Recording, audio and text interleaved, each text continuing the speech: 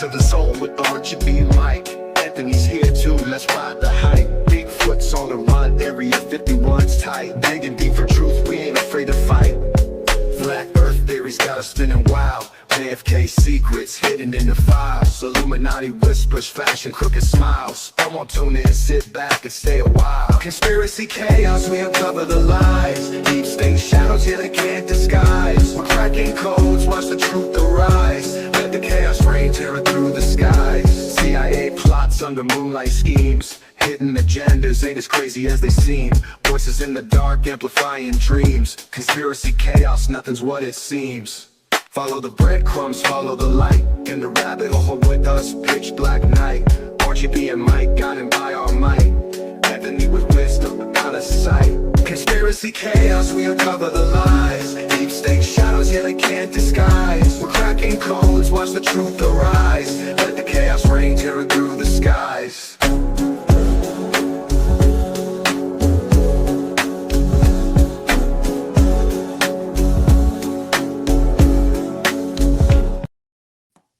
Let's go back at it again with another episode of Conspiracy Chaos. Appreciate everybody tuning in. My name is RGB. Joining me as always, we got my man Florida Mike. What's up, Florida Mike? What up, big dog? What's going on? Ain't shit, man. And Area 51, Anthony. What's happening, brother? Let's go. Let's go. What's going on? Ain't shit, man. We're gonna get right into it tonight, man. This is a new one for me. I'm going into this one very open-minded. We're gonna talk a little bit about some Neanderthals, and joining us tonight is my man Garrett, owner of the HitKit. Shout out to the flamethrower. Garrett, thanks for joining us tonight, man. Gentlemen, thank you for having me. I've got one that not many people have heard, which is not something you hear very often anymore. I mean, conspiracies have largely gone. It's way more mainstream than it used to be. Everybody's digging. Just when you think we've heard it all, though, there's still some mysteries out there. There's For sure. still some novel ones out there. I think I got a good one. This is a big one. It's Love it. Can't wait. about Neanderthals. You sent that video, and I'll tell you what, it totally changed my perspective of what Neanderthals actually are, because I'm just thinking, I have always been told and taught it's just basically a caveman, with these big giant facial features and just ugly looking mofos. but yeah, man, this Let's get into it. Story that you sent me really, it changes it. It's pretty wild. What do you got to tell us, Garrett? Well, according to this theory, those ugly mofos are even uglier than what everyone thought. See, think about this, like primates. Like, of all the primates on the planet, we're the only ones who are like relatively hairless, right? Why aren't the others like this? Like, why would we just assume that if Neanderthal is a primate, that they are hairless like us? But I'm kind of getting ahead of myself. Neanderthal predation theory, I guess it's a theory of like ancient history, mankind's origins, but it really ties into everything we are today, not just our physical features, but our instincts, our personalities, kind of, our past, as it carries with us. We still have it with us today. Mm-hmm. So, Darwin's theory of evolution just kind of predicts it says that we kind of had a gradual change from like something to what we are today. But the archaeologists, there's just something they can't explain. About 50,000 years ago, everything changed about us. And under Darwin's theory of evolution, you have like a slow change. There should be a fossil record documenting this change. It doesn't just happen overnight, but everything just happened quick. And that's why you have these competing theories, like the stoned ape theory. It's like maybe they were just walking in the field one day, accidentally or intentionally, whatever, ate some mushrooms, and that changed everything. Some people have like believe in the Anunnaki. Maybe aliens came down and changed us like that. But Danny Vendramini, he's this Italian man, not Italian, sorry. He's from Australia. He's got something totally different. He's the source of this theory. He wrote the book. I've read it twice. I'm essentially doing a book report now. This is not my theory.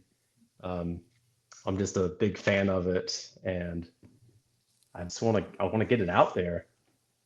I've gotten with Mystic Mark if my family thinks I'm crazy to try to get him on as a guest. And we've been trying to get a hold of Danny for years now, and it hasn't worked out. So that's kind of why I'm here right now trying to share it. I think it's worthy of being shared.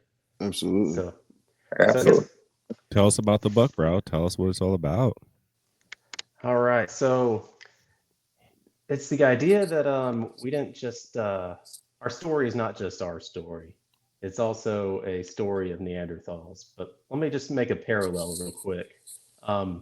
Cheetahs and gazelles. Like, why are cheetahs so fast and why are gazelles so fast? And it's like the cheetahs have to be fast to catch the gazelles, and the gazelles have to be fast to run away from the cheetahs. So the slower cheetahs die off because they don't eat, they can't catch anything. The slower gazelles, they're the first to be eaten. And over a period of time, these two species, this predator and prey relationship, has created just extreme animals, extreme creatures, right? It's like you can't explain the cheetah without the gazelle. You can't explain the gazelle without the cheetah.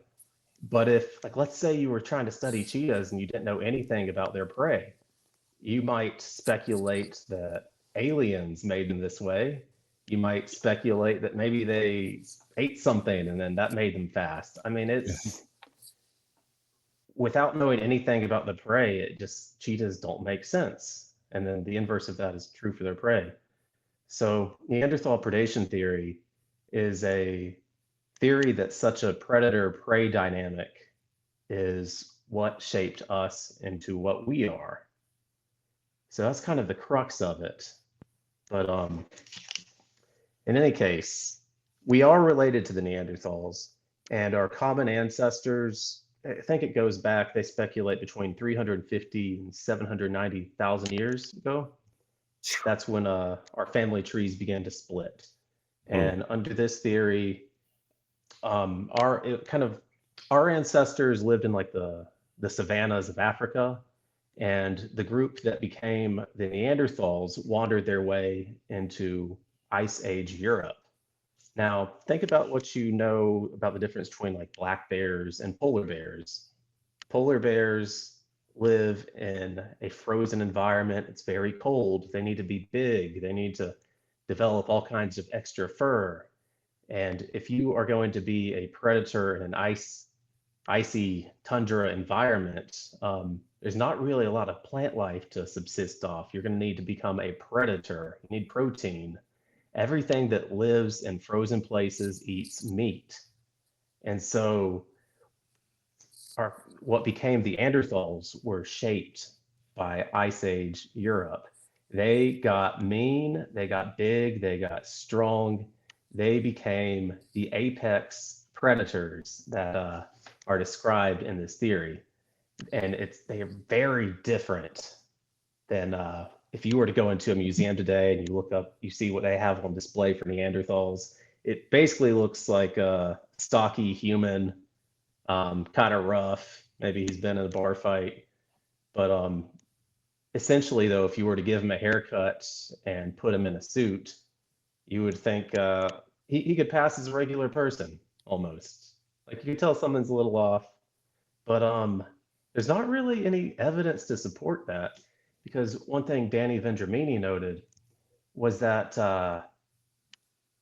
all we know about Neanderthals comes from fossils, right?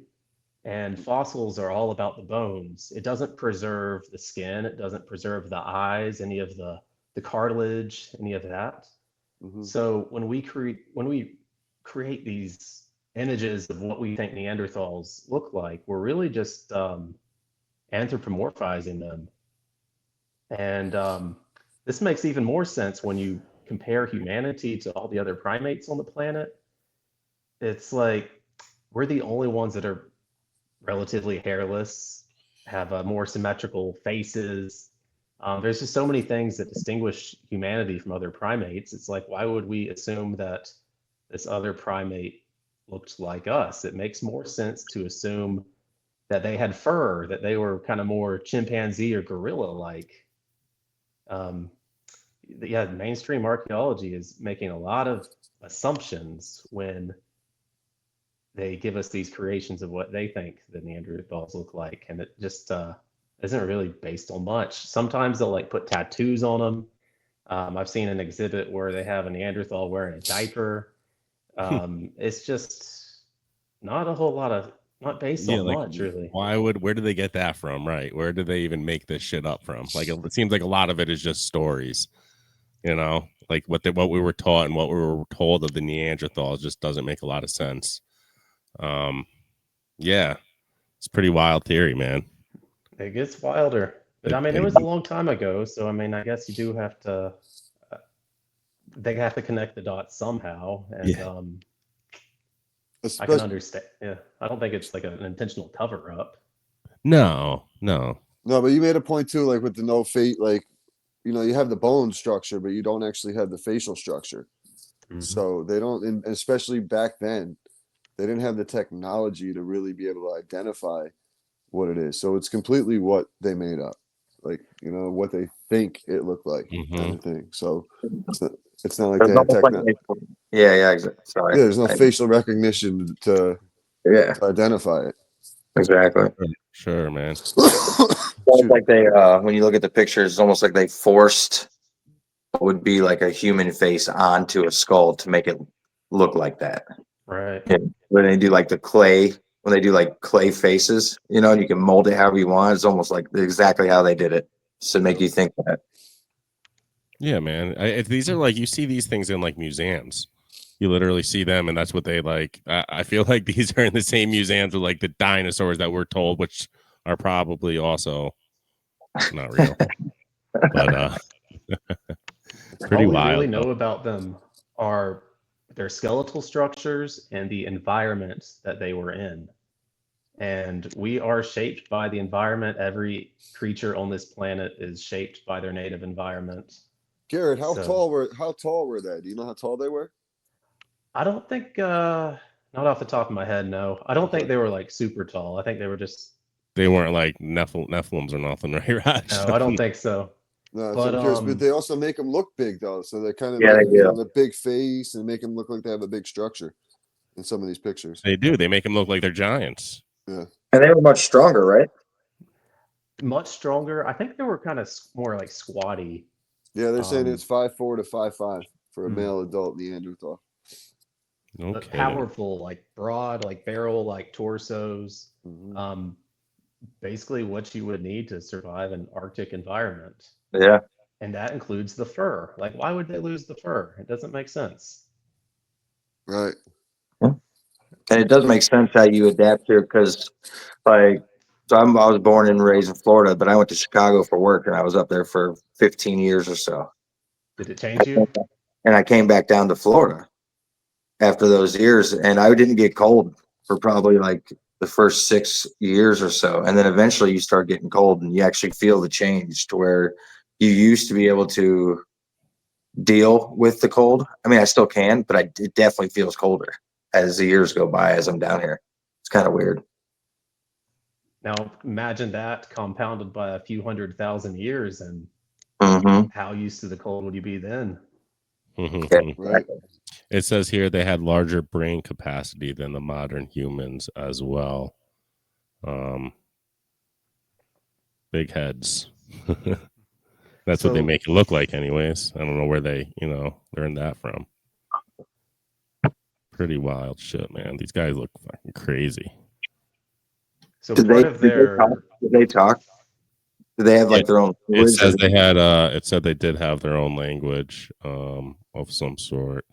Likely had some form of language, although this is still debated, it says, but it's probably caveman shit. Shit like that. so Just grunting at each other. Danny describes them as wolves with knives. So they did hunt in packs. They did have the ability to make fire. I think there's evidence that they did have some weaponry, but I mean, predators tend to have larger brain sizes. They need to be able to track and hunt their prey, but there are more like predator adaptations. Like all the big predators hunt at night, Yep. and this would also suggest that they had pretty good night vision. And when we look at the skeletons we have of the Neanderthals, they have giant eye sockets, so suggesting they had giant eyes. They could probably see really well in the dark. Another predator adaptation, most predators tend to have very keen senses of smell. And this is also supported by the skeletons we have of them. They've got giant nasal cavities, bigger than ours. They could smell better than us. They could see better than us. Apex predators of Europe, Ice Age Europe. It's just very different than what we were shown. I guess if we could pull up that picture of a Neanderthal again. Of what it actually looks like of the real Yeah. Neanderthal. Danny This took beast. scary. Yeah, I Yeah. guess. So where this story goes next. So these Neanderthals were forged by Ice Age Europe. Meanwhile, our ancestors were living the easy life in the coastal savannah. We were foraging, probably catching some fish, a little small game where we could, but life was easy, and we were pretty docile in comparison to them. And at a certain point, a group of Neanderthals made their way from Ice Age Europe into the Levant area, kind of like modern day Israel, Syria, that region of the world, Eastern Mediterranean.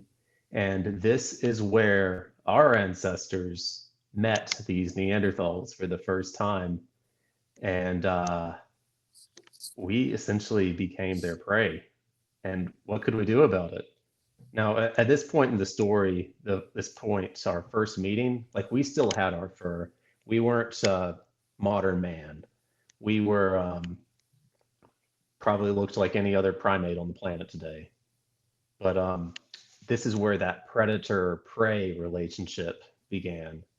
Like I was talking about earlier with like the cheetah and the gazelle.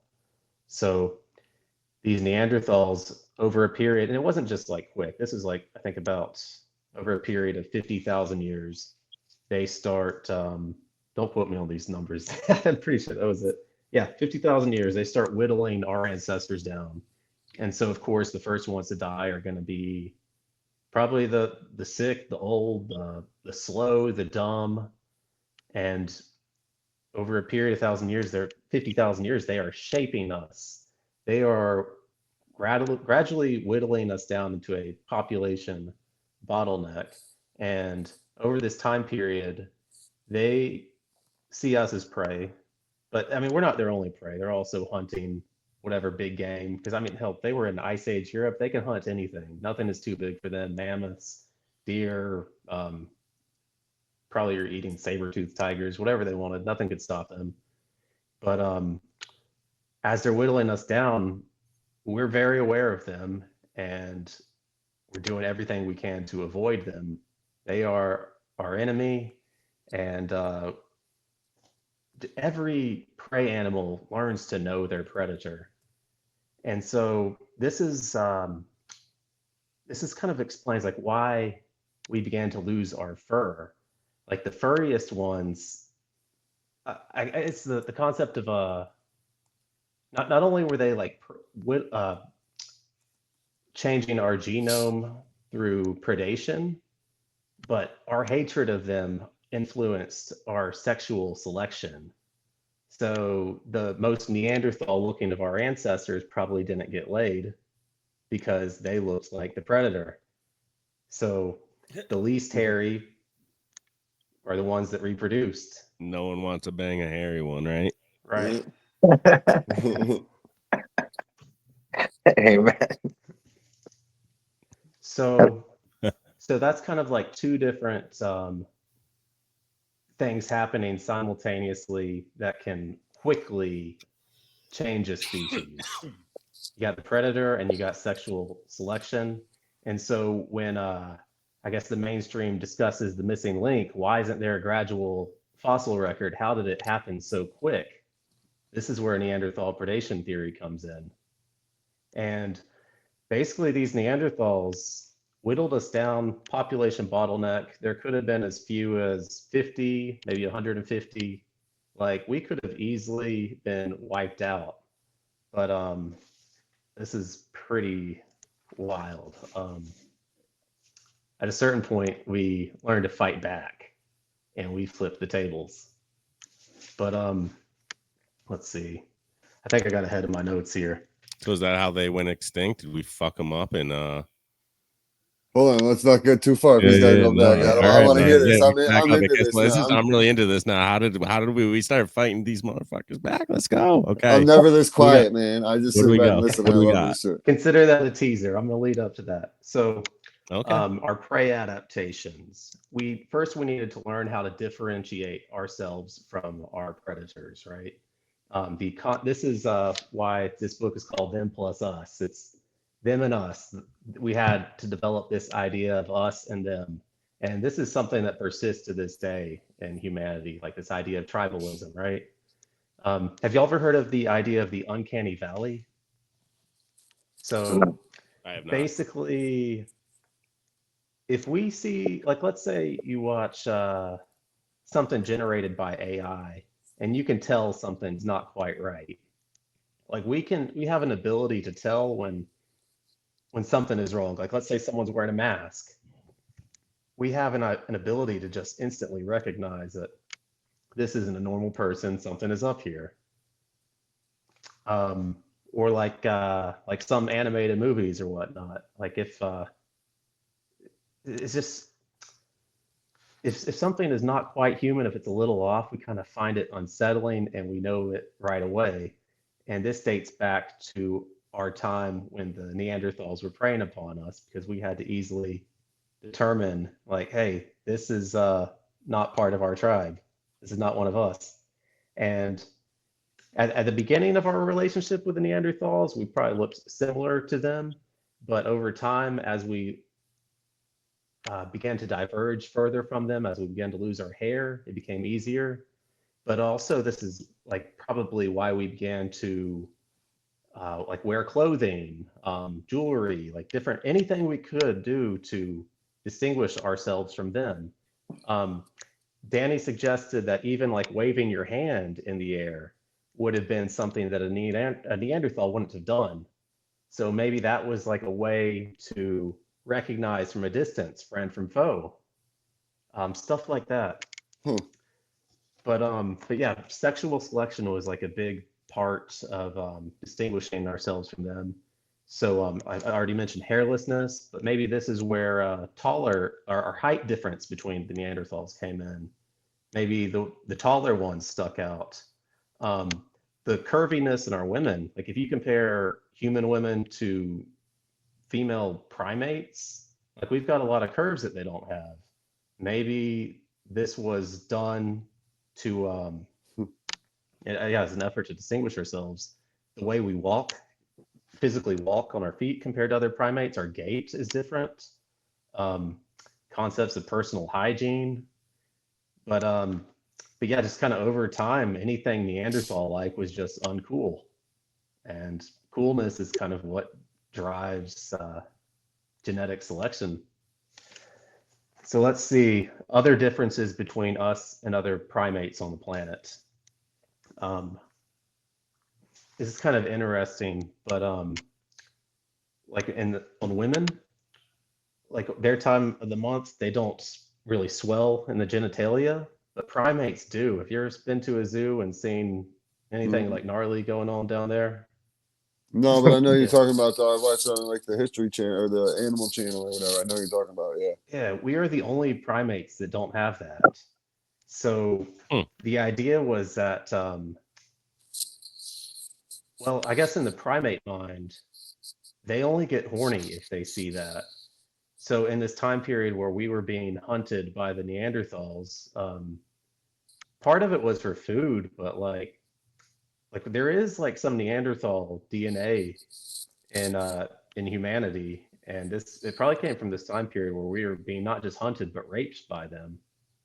And so I guess in an attempt to reduce the rape, we had to become unattractive to the Neanderthal mind. And so that meant not giving them the signals that would turn them on. See, Danny's also got another book called The Second Evolution. And it says the secret role of emotion in evolution. And he's got this idea that intense emotional reactions, like say you're being hunted, you're terrified, you're being raped, like our emotions have a way of embedding themselves in our DNA and changing our DNA. So it's kind of like can make for a faster evolution. So it's like if we are being like hunted and raped, then it kind of makes sense that Like that fear, just that right, fear. Yeah. Like a DMT drip. something like that.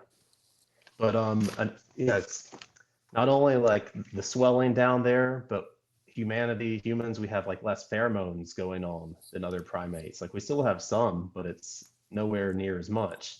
Hmm. So it's kind of like humanity compared to all the other primates on the planet, we have a lot of differences, but maybe it's because we were just being hunted and we were terrified and this changed our genes. Let's see, another difference between human women and female primates. Primates, their breasts only like engorge when it's time to feed the young. With human women, they just stay, they don't go away. So in primates, if they see large breasts, they're not horny. They're kind of turned off by it. They're like, this is not one to breed with. She's got offspring now. And so maybe breasts developed as a means to turn off Neanderthals. As a human man, I appreciate Yeah, me too. It's great. him. I don't know any other explanation for this. I've never heard any offered other than the Anunnaki did it to us. Maybe they were into that too, but Right. That's what Sam Tripoli always says too, that the aliens, Neanderthals, whoever, they can't turn down human pussy. That's great. But yeah, if you want to go the Anunnaki route on all this, it's like you have to explain these differences between humans and other primates. Like, why would they have done all that stuff? Like, I don't buy the Anunnaki theory, clearly. This makes a lot more sense to me. All right, so more adaptations of being prey. Safety and numbers. We got all these social adaptations. So the more humans we can get in a group, the better the odds of staying safe, of fighting off the enemy. This would be like the origins of society. So when you have larger social groups, you need to develop means to communicate. You need to develop hierarchies. It's going to stimulate the brain in a lot of ways that being solitary or in small groups will not. Language would have begun to form here. Mm-hmm. Let's see. How far down the timeline do you think it was until like language developed? I think it would have been in this time because I think they say about 50,000 years ago, which is when this population bottleneck was. This is when everything changed rapidly. And it all corresponds with, I mean, the timeline matches up. This is, dude. So I was so Anunnaki theory, and now like this is why I said I came in so open minded to it. And I mean, what you're saying it's all making so much sense too. So it's like this is good. Keep going. Sorry, I just had to chime in. So more adaptations that prey would have. So these Neanderthals, they're predators of the night. So that's when it would be most dangerous for us. So adaptations to survive the night. Have you ever wondered where sleep cycles come from? How as we sleep, we kind of naturally go from periods of deep sleep where you just cannot wake us up to periods of light sleep where anything would wake us up, right? So viewed in the context of individuals, it's like, okay, but doesn't really seem like it makes much sense. But when you consider that we had these like large groups of our ancestors together and they're all sleeping, some of them will be in a state of deep sleep, some will be in light sleep, but as a group, we're always going to have a certain number of the sleepers who can wake up instantly. So, in the event of an attack, someone is going to be sleeping lightly and ready to wake up. Right. Sleep Huh? cycle. This theory explains so much. It does Um, kind of make sense now. I mean, I never really knew much. I never really looked into Neanderthals. Anyways, like Me I said, neither at I all. always thought they were just. I always thought they were just like cavemen, basically. Which that's what the pictures that they show us tell us they are. But this What theory's and when someone be like, when you're kids or something, your parents like you guys are acting like Neanderthals. Like I always thought that just meant like just Cavemen. wild, yeah, man, wild man, yeah, cavemen, yeah, yeah. wild people. this yeah, Neanderthals being these nocturnal hunters, it might explain why everyone's afraid of the dark to this day. Like no Hmm. one teaches children to be afraid of the dark. They just know they need to be because that's where the danger comes from. Maybe we just have carried this ancestral memory with us to this day. Um, Another adaptation to survive the night. This might be explained why dogs are man's best friend. Like, if you want to know if the Neanderthals are coming or not, like, what's going to be better than a dog? Yeah, They've got great Mm. senses. They can sniff smell them them coming. coming. Yeah, man. Okay. Like that. Okay, so we're going to get to where the tables turn, right? So over this period of 50,000 years, right, when we first met the Neanderthals until this point where everything changes, where the flip switches, this population bottleneck, they have changed us in so many ways. And at the beginning of our encounters with them, we were easy prey, but eventually they have made us smart. Like probably gotten faster, just as like the gazelle was able to achieve such speed. We probably got faster too, so we could run away. Um, we've got these big groups now, safety in numbers. We're ready to fight back. And something happened. We could have been wiped out, but Danny thinks maybe it was the development of ranged weaponry. See, if we're a little bit faster than the Neanderthals, like the Neanderthals, they're kind of big, stocky, probably not very nimble. They're not really built for speed. But if we can keep our distance and attack them with ranged weaponry, maybe like a sling, maybe a javelin, the atlatl, something like that, Mhm. all of a sudden we can Catapult. fight back. And so Neanderthal predation theory, I've told you the first part where Neanderthals shaped us, where we developed all these prey adaptations. Now all of a sudden we are the predator and they are the prey. And so this is where our ancestors, where humanity begins to acquire predator adaptations.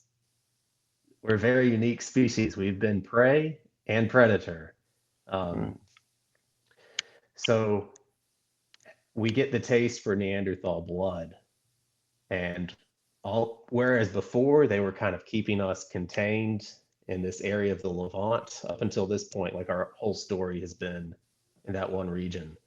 But now, if we can beat the Neanderthal, we can beat anything. Nothing can stand in our way, right? So we start expanding outward. And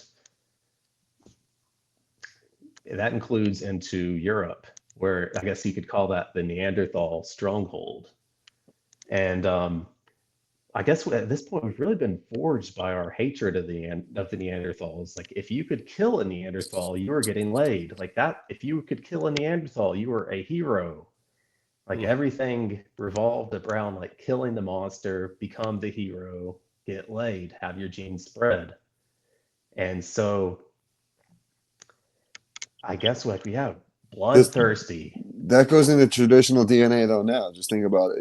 The think about back in the day in high school. The star quarterback's always dating the hot smoke show cheerleader kind of thing. It's because he's scoring the touchdowns, but it's drawing that attention to him. You know what I mean? The one who's fucking killing the Neanderthals. and wiping them out. Those are the ones that the women want to be with, mostly for protection because they know they're stronger ones. But it's fucking it's all line. Everything's lining up, man. It's Yeah, absolutely nuts. and with evolution, yeah, it does, man. Did the humans start? Are you saying that we like when we got the taste of blood, like start cannibalizing them, like start eating them? Perhaps. I don't know if Danny mentions anything about that, but it's like if we saw them, it's like we still recognize them as a threat, but it's like in order to protect our lands, in order to protect our loved ones, in order to become the hero, it's like we were eager to slay the monster. In fact, some groups of humans probably just went on like hunting trips Yeah, for this Hmm. reason. Like, because let's go get the glory.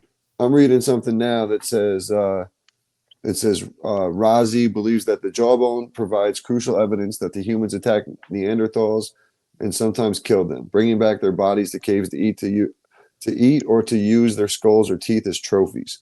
So like to Okay. like when people go out hunting, they keep the antlers as a trophy kind of thing. It's same thing. And they do, and like I mean, especially in like well hunted areas for deer and stuff. You know, you take the kid out there and you go hunt. He gets his first kill. Like tradition is you're supposed to drink the blood. This is this is wild shit. Yeah, That's why yeah. we do this. So at this point in time, Neanderthals and our like there were other hominid species out there, right? And they all probably this let's see. Yeah, they were all probably hairy primates too, right? But we were like out there to kill anything that looked even remotely Neanderthal. So around this time period, Neanderthals aren't the only ones to disappear. It's every other hominid species on the planet. Humanity's warpath, like we don't just have beef with Neanderthals, we're just going to kill them all. As we're expanding, anything that seems like it could be a threat, we're going to wipe it out. And so this is kind of interesting. So just as us being the prey of Neanderthals shaped us, now that Neanderthals are our prey, we're beginning to shape them in a certain way. They're beginning to get some prey adaptations. They're beginning to, just as us being their prey, kind of caused us to develop society. And like once you get that, that's like where art starts coming about. Like they're at the later point in Neanderthal history, archaeologists they describe what they call a late flowering of Neanderthal culture, and this happened in Western Europe, right? So if you think about this, we're hunting the Neanderthals. We're starting in Eastern Europe. We're working our way to the West. The Neanderthals that are going to survive the longest are going to be in Western Europe, right? So these are going to be the ones that have the longest time to start developing these prey adaptations. And in Western Europe is where we find this late flowering of Neanderthal culture. So I think there's like some cave paintings in Gibraltar that are attributed to Neanderthals, and that's about as far west as you can go. So it's like, but the thing is, we were killing them too fast, so they might have had their late flowering, but we kind of put into it quick. And that's all she wrote for the Neanderthals. But It's crazy. That's nuts, man. Yeah, I'm actually. I was reading something interesting on the Neanderthals. Are there any human or DNA, and or is there any DNA? I'm sorry, I'm tongue twisted here. Is there any Neanderthal DNA in humans? It says the percentage of Neanderthal DNA in modern humans is 0 or close to 0 in people, but from Africa, and is about 1 to 2% in people in European and Asian backgrounds. So it's 0, or I'm sorry, humans is close to 0 to 0 in people from African populations, and then it's about 1 to 2% in European and Asian background. Yeah, East Asian descent generally has the highest Yes, proportion of Neanderthal DNA in their genomes, it's pretty followed crazy, by man. the Europeans. So I mean, they definitely. I mean, are they basically just gorilla like? I mean, is that kind of what they're like? I mean, because gorillas were a lot like humans when they with you know, The way we stand on Yeah. bipedal and stuff like that. Yeah. I mean, if you look at gorillas and monkeys, they're So yeah, this, do definitely you evolved from think that. this is a question? This kind of relates in the my first conspiracy that I got into as a kid is Bigfoot. Hmm. Do you think some of the like Bigfoot sightings could be like some of the Neanderthals that made it, I think and they so. and they evolved as well to like we have to be living on the land, eating meat, growing, getting bigger, faster, stronger in the same way? Because now they're running from us, so they got to get out of the way. So they're gaining all that strength and doing it just the opposite way. Bigfoot could be the ancestor of the Neanderthal, or, well, I guess the Neanderthal would have been the ancestor of the Bigfoot, I should say. Or Okay. it could have been some other hominid because there were other hominids on the planet, but it could be some type of hominid that just escaped our warpath somehow.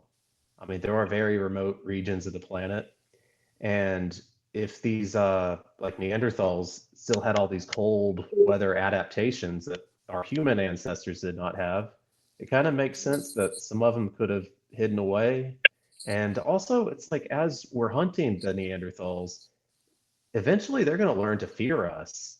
They're going to want to have nothing to do with us. Meanwhile, they've got their great night vision, their great sense of smell.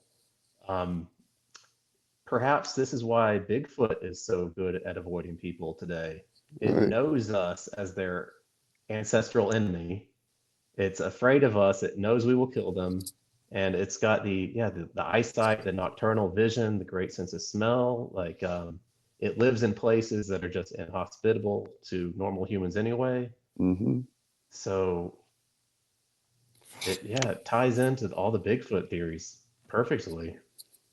This shit is wild.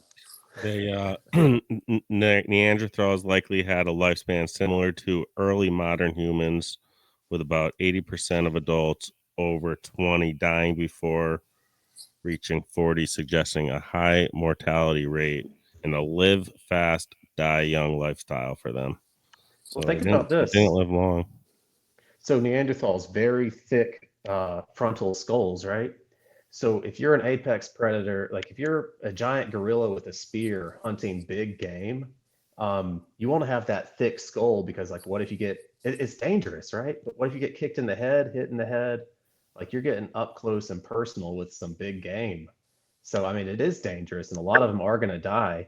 But one of their adaptations for that kind of explains like uh, the big brow that they have.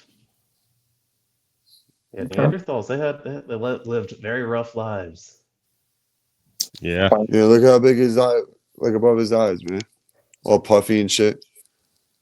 Well, this isn't what they actually look like, Raj. Supposedly, it's these mofo's. Sorry. But no, I mean, still, Planet of the Apes.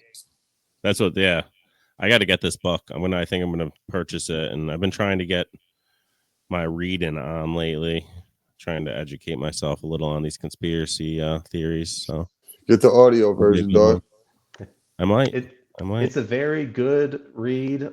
It's not written like some kind of boring textbook. It's really a page turner. You will enjoy reading it. It will not be a slog. Dude, It's see, awesome, man. I just found myself a new rabbit hole, man. This is gonna be a good one. Yeah. Yeah. Yeah, man. It's definitely interesting. Definitely interesting. But again, What if you go to the Albany, I'm telling you though, if you go to the Albany Museum, I know pictures of those they ones? have a picture in art. I know I just They're see it. not like a That's like the statue. stereotypical Neanderthal that we're told they look like, and it's just so funny because like this whole Garrett's theory is, or not Garrett's theory, this author's theory is pretty wild, man, and it's Well, it's just like dinosaurs in museums, you know, right? They tell you that they're real. The bones that they see in there are real, but then when you do some investigating, like the bones are 85% like plastic and it's like other stuff. It's like really fake. You know, that's just what they want you to think it is. right. Another thing, like on the note of dinosaurs, it's like when I was a kid, the dinosaurs are all like big lizards, scaly and whatnot. But now they're saying that they all had feathers and were like birds. Yeah. And it's kind of like if you just have bones, it's like, what do you know about like the soft features, like the hair, the fur, the feathers, the scales? It's Right. really just kind of like left up open to interpretation. And Mhm. we've seen interpretations of dinosaurs change a lot. I know some people don't even think they're real. Maybe not. I don't know. But on the case of Neanderthals, it's like, yeah, it's what we are shown is just anthropomorphization. Yeah, man. Roger's on the theory that he's not sure that the dinosaurs are real. I don't think so. I think they're Nephilim bones that we're finding because they didn't. The guy who, what you would call it, the guy who came up with the name dinosaur is the same guy who found the first dinosaur bone like a year later or something. Mhm. And they had never actually put a full dinosaur skeleton together. Well, they said that it was all scattered skeletons, and that would make sense though if there was a big bang that destroyed all the dinosaurs, because they would definitely scatter. But I'm leaning more towards Nephilim or dragons, bro. I want I it to got be a feeling dragons. dragons were a thing. I'm starting to really believe that Well, more and here's the more. reason. The only reason why I believed they were dragons over dinosaurs is because every ancient calendar or every ancient like art, masonry, they all have dragons, like from like buildings back in the 1800s, art in the 1800s. I think it's the Chinese calendar, like the 13th month is a dragon. When all Japanese the and it's both all about dragons. right, nothing had dinosaurs for like in the eight. Nobody talked about dinosaurs. Like it's like I don't know. I don't know. Yeah, it's a weird thing. It is a weird thing, but I'm not going to say. I mean, listen, if Yeah, there's fossils that prove me wrong. imagine having to fight that dude. 6 times stronger than human. And this one, like, come on, man. No, Keep your that reminds me distance. just a bit. That does remind me of like a Planet of the Apes or a Bigfoot right there Yeah, running through the the woods. original, and in the original movie, right? Like they find each other and they like are fighting each other, and they would imprison the humans, and then they would eat them in like ceremonial ways, you know. And then eventually, like throughout, then I think one of the humans like falls in love with an ape, and bam, crazy. Crazy, dude. I had to I was good night. reading that what the Planet of the Apes is, just like that, the original one. That was like what 70 something, late 70s, Like early that. 80s. They learned to evolve like some of the things that the human race was doing, or Europeans, and they rode horses, they threw spears. I feel like I have seen that, but when was that? When was that? Was that like an 80s movie, the original Planet of the Apes? The What do we got? I could look it up. new ones are like all modern and everything. Garrett, did you ever hear the Dens? I don't even know how to say it. The Den, Denisovans. yeah, yep. 1968. Yeah, I seen that. It's crazy. So You ever hear of them? Denisovans, they were another hominid back then. I don't know a ton about them, but I'm assuming that when we went on our warpath, that we wiped them out as well. What are they called? What are they called, Raj? It's Yep. DENLSOVANS. Oh, they look almost. They kind of look. Pull a picture up. You got a picture? Yeah, I'll share one up. I had it on my other computer, but let me screen share one here. Because I mean, this to me, this looks like a Neanderthal that they tell us, just like it may be a different, like an Asian one or a different descent. Yeah, I think the same sort of thing was done to them. Like we just kind of humanized them. In reality, they were probably a hairy primate, just like every other primate. That's not to say that they weren't smart or intelligent or didn't have the ability to make fire or use tools, but at just different point in history, we look different. Do you Everything think? was different. I wonder if it was just necessarily like the humans' way to be able to communicate and like. I mean, obviously, we're going to be smarter and stuff, but they were definitely probably stronger. We had to roll in packs, so the theory of us to have to like, I don't know, All right, I'm gonna bring a couple things up Yeah, here. perfect shot. But like the theory of us to have to like outnumber them and eventually like outsmart them, but we had to outnumber them by a lot because they were a lot stronger. So but you gotta have the right tools, man. It's all about the tools. All about the tools. All right, let me see here. I got a couple screen. I have a couple things I want to share, so I'm just getting them ready. Oh boy. But yeah, here's what they say those things look like, which is basically a Neanderthal to me. So yeah, I think they're just like The same sort of thing. Looks like Maui. Looks like Maui from like Moana. I'm saying, a little more. They have a little bit more, maybe Asian to them, or not these ones. These look just like Neanderthals, bro. There's no doubt there's no doubt they're just throwing idea. They're just guessing, and I don't know, man. You're right. These guys were probably hairy too. I mean, everything from way back then. Look at this thing. I know they're saying that's a Neanderthal and a some genes. I know slaving. So I can't even pronounce it. And I'm gonna bring this up. This shit is wild because this is literally something I never even thought to looking into. So it's really crazy. I'm gonna actually go down this hole myself because I just found a couple really cool. I'm not gonna bring them all up, but one of the reasons why I wanted to bring all this up, share it all, this whole theory, is just get more minds on it and see how it can connect with other theories. Like y'all were talking about the Nephilim not too long ago. Yeah. How might that connect? Any theory about ancient history, the idea that there were multiple races of hominids running around at war with each other.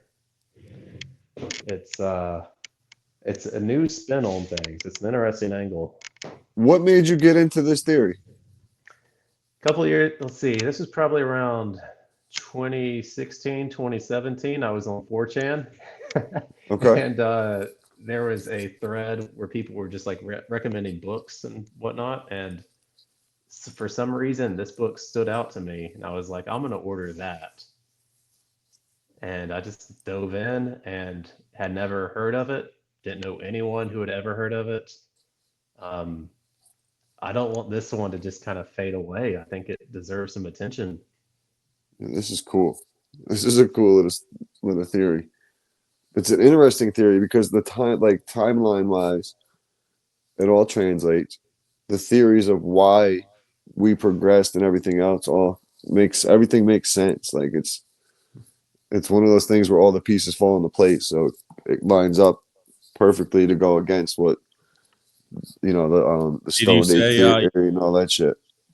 You said you're going to do an episode with Mystic Mark because I would love to hear him and his knowledge about this and what he has to think about. Yeah, we had him on. He was our first guest we ever had on a couple weeks ago. He's the best, man. Dude, so smart. Yeah, well, I would love to hear his theory on this. So I did share this theory with him, but our goal was to get the author of this book as a guest on his podcast. Okay. But we just couldn't make it happen. Danny is a hard man to reach. Some of these people are tough when you're doing your research and looking for them. They're tough to find. He's getting up there in age too, so the window is closing. Oh man. But man, well, maybe we'll make he deserves recognition for his work. Yeah, and it's one. I would ask him the same. Is he one of those? Go ahead, Raj. Sorry. I was sorry. I was going to ask him. I would ask him the same question. What made you go down this road and find that theory? Because from the man himself. So his background, I don't think he is like a biologist or anything like that. He's just a man who's interested in history, how things work. Like mainstream biologists and whatnot, they recognize that Darwin's theory doesn't quite add up, hence the whole idea of the missing link. So I think that he's just a man who wanted to figure out what happened, how we got here. And crazy. As of all the theories I've heard, this one is the most complete.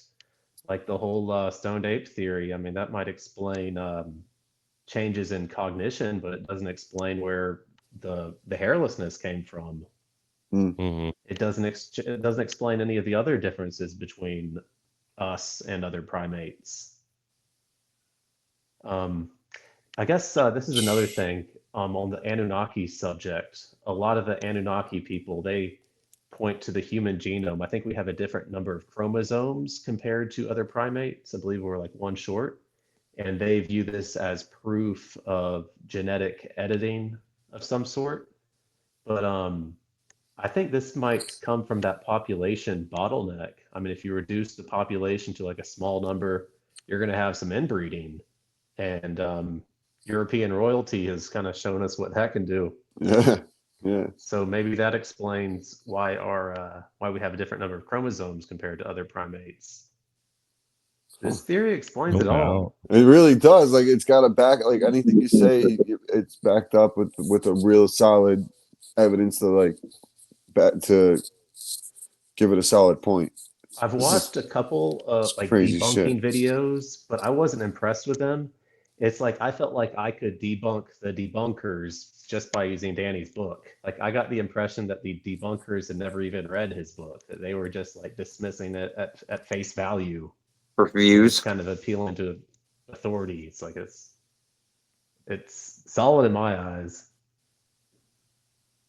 I did see that there have been a few more debunking videos come out in the past year. I guess I need to check them out. It's like I'm open to having this proved wrong. Like I'm not gonna die on this hill. But well, that's what conspiracies are all about, man. That's what this is for. I want people to come on and challenge us. I'm going to challenge people. Like I don't necessarily believe that we live on a flat Earth, and Florida Mike does, and we'll have those debates all the time, and we'll get a professional on or our guy way smarter than us soon. Hopefully, that's going to prove us both to believe it is. And I don't know, man. We'll see. I'm still on that. Like there's some things that I'm not going to believe with the conspiracy world, and there's some things that I'm really on board with. So, but that's what this podcast is for. It's fun. Love it. Yeah, get more minds on it, maybe expand it, maybe tear it down. I don't know. I would love to see how this fits into the Nephilim stuff. I'm not really an expert on that topic. No doubt. Nephilim's interesting too, but I mean it could translate to as they evolved that I mean the Nephilim, they were allegedly big, tall, 7-footers or whatever. What if the Nephilim were a different type of primate from the time? Maybe they were a primate that had diverged 100,000 years prior to this whole Neanderthal human story. Right. Different timelines. Just maybe the timelines don't even line up for either one of them. Shit. This is wild. Yeah, when you start going back this far, it just the evidence is kind of scant. It becomes very speculative. Right. It's someone else's story. It's like the game of telephone when you're a kid in school. You say one thing, and by the end, you never know what the hell it is at this point. Changing. Right. No, but it's proof that there's proof that the Neanderthals were out there and all that. So I mean, this is a solid theory, Garrett. Man, this is great. This is really, really good conversation, man. It's a rabbit hole I'm going to dive down for sure. We really appreciate your time, man. We don't want to keep you for too long. I know your time is valuable. Always appreciate my HitKit. I always carry my flamethrower with me. I got it behind me here on the shelf. Yeah. So Rod gave me one. Pitch pump puff PPP, baby. Yes, sir. Yes, sir. So why don't you let anybody, all the listeners know where they can find you? All right. My name is Garrett. I've got a little company called the HitKit. Website is hitkit.us. And I'm just making little containers to hold your joints and lighters. To me, it's like an open-ended problem that can be solved a million different ways. And I love coming up with a million different ways to solve the problem. I just do it for fun. That's cool, man. We got to get you on the Upstate podcast too on my end and just tell me about your tell me about HitKit, and maybe we'll push your product on that end too if you want to just bullshit a little bit over there. These are so great for the summertime when I'm out in the boat or the kayak. Just have it around my neck, chilling for the day, seal it up. Appreciate this. These are great. That's sweet, man. Yeah, I got my piece right back here, but I have mine as just a shelf piece because it's so nice. I know you don't even want to drop it or break it. I broke one last year. I got to get all of you guys the latest models. Oh, nice. Okay. That's awesome. Appreciate that, bro. Appreciate that, man. Appreciate it. We appreciate your time, man. We're gonna break down this episode, but we appreciate you, Garrett, and we'll be back here in just a few seconds.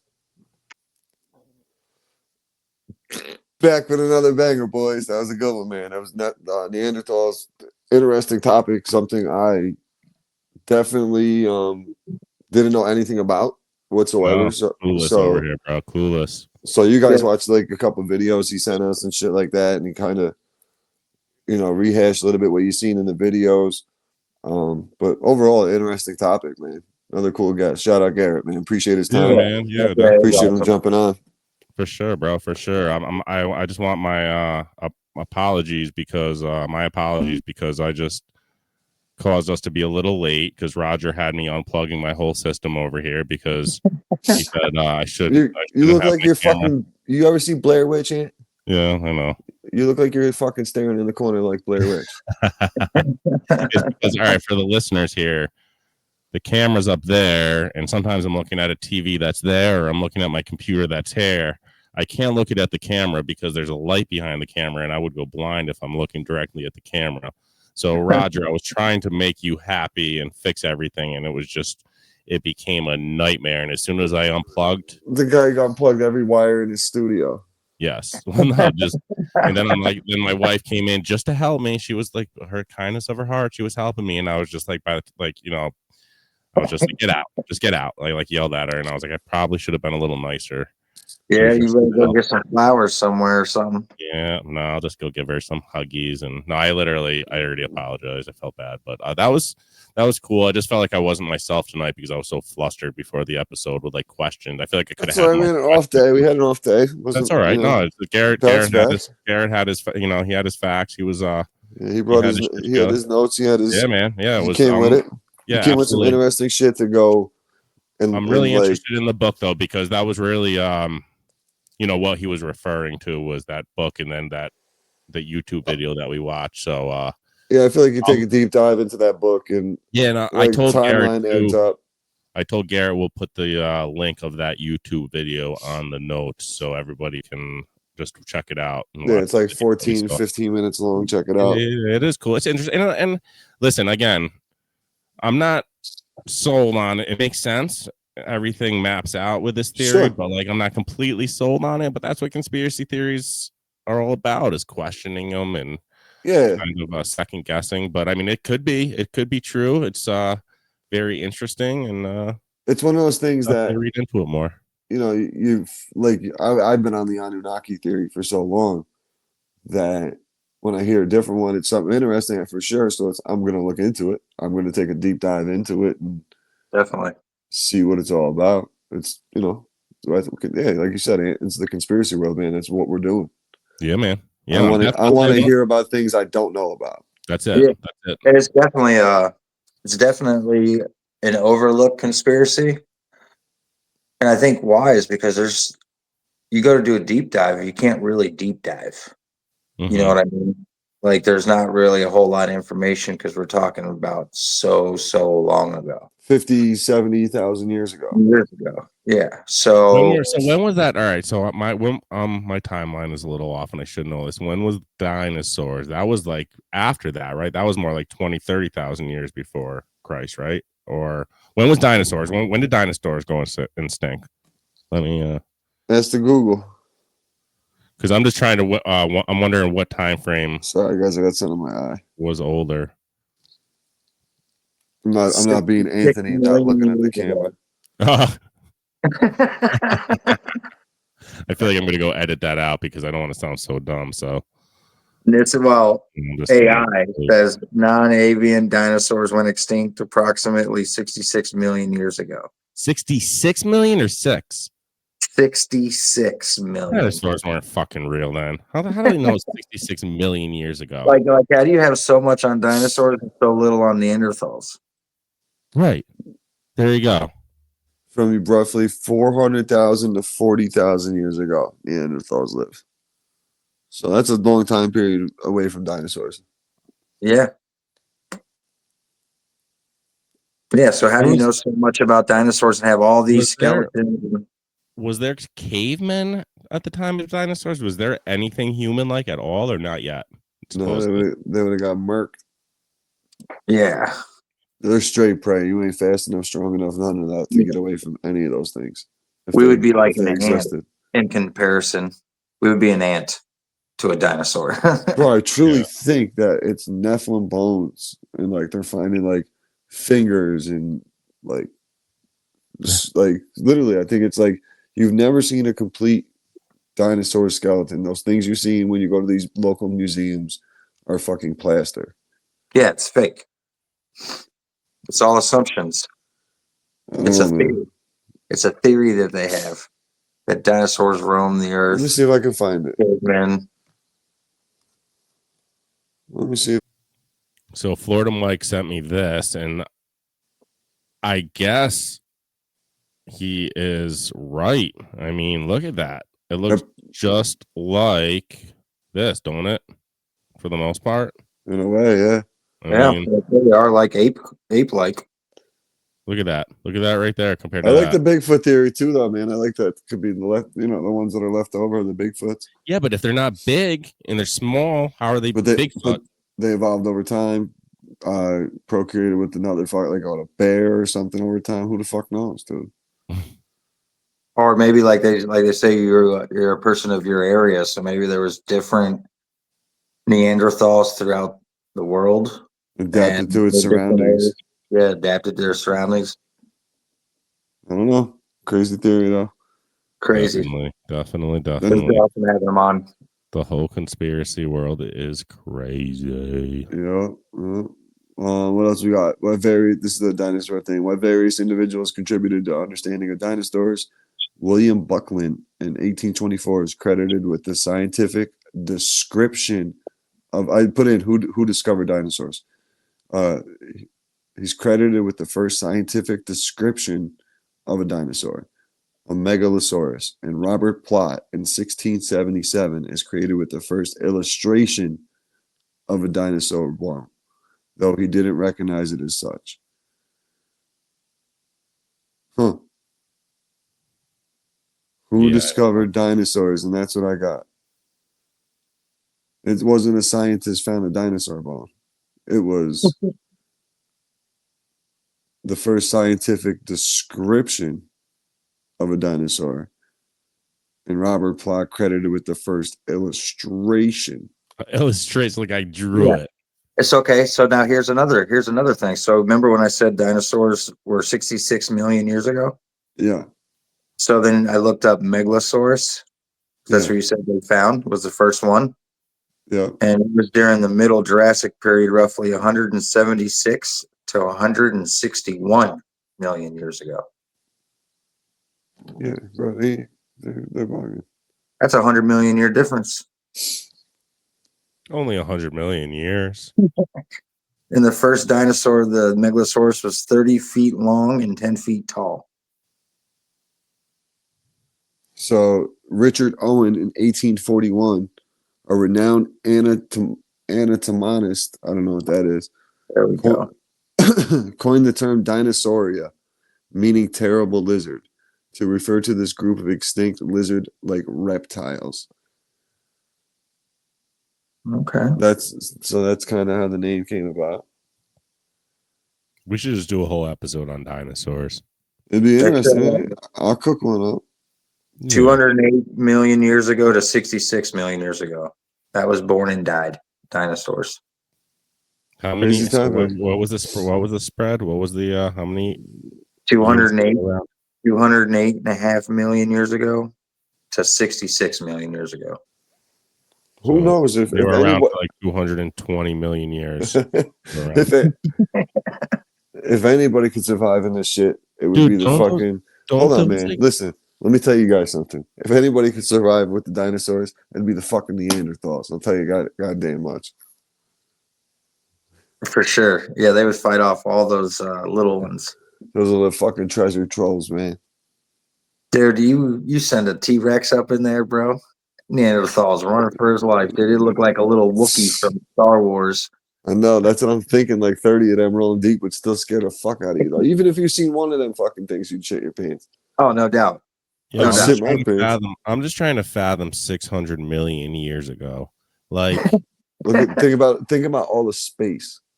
how are they even finding No bones buildings. 600 million years ago, No, bro? no, Come on. 200 million years ago.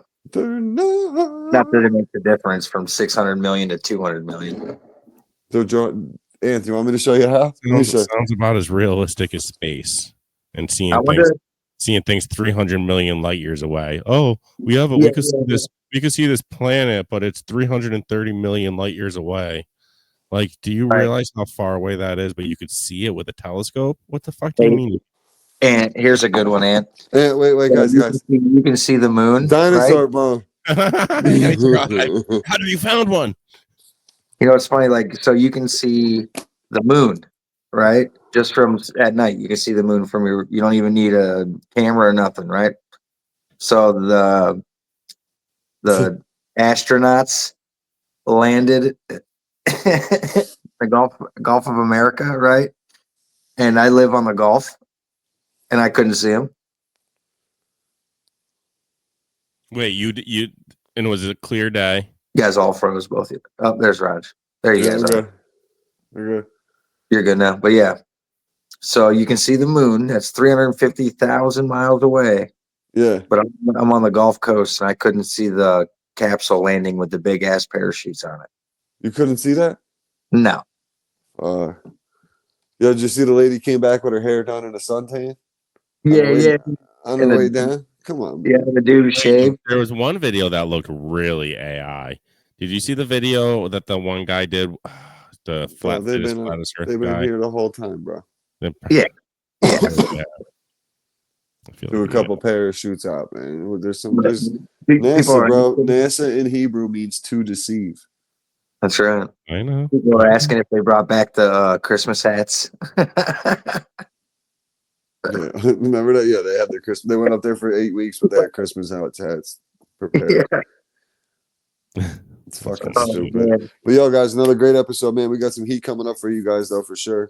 We got Dr. William Ramsey lined up for this week, followed up by the one and only Human Vibration, which is going to be a wild episode, both of them. So next week, we've been talking about it a lot, the Smiley Face Killer. Real excited to get into that topic. I know you guys watch some documentaries, watch Dr. Ramsey's documentary. I watched some things on YouTube about it, some other theories, other stories about it. So I'm interested to see what he has to say. And what do you guys think? I'm pumped. I can't wait. I am so excited. I think I got questions, you know? Yeah, hell yeah. From watching the documentary, man, I'm really excited to speak to him. Definitely. There's some local ties for us in the upstate New York area. I have a little story too.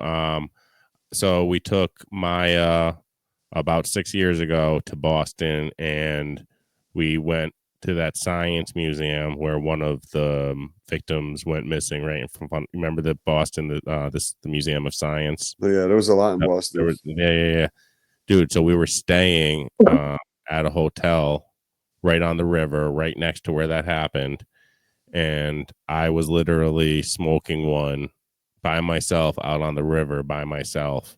And I'm just thinking, watching this documentary of all these people that showed up missing in that area, guys my age, I could have got athletic build.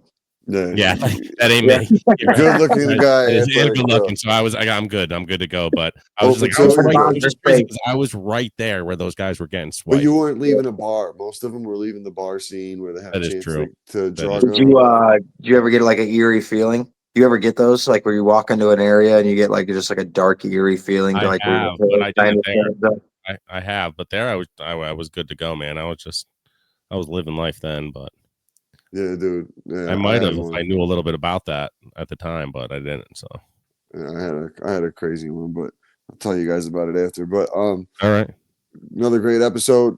Check us out on YouTube at Conspiracy Cast. Check it out. Check us out on all your podcast platforms I guess it's going to be at the Conspiracy Cast podcast.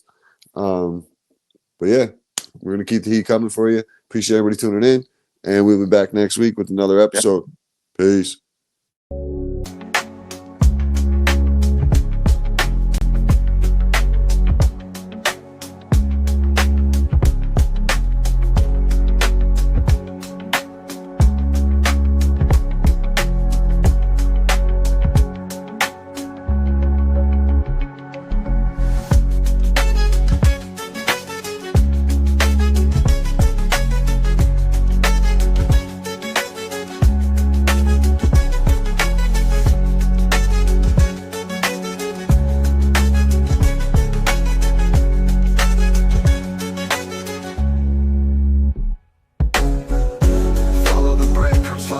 life schemes, hidden agendas ain't as crazy as they seem. Voices in the dark amplifying dreams, conspiracy chaos, nothing's what it seems.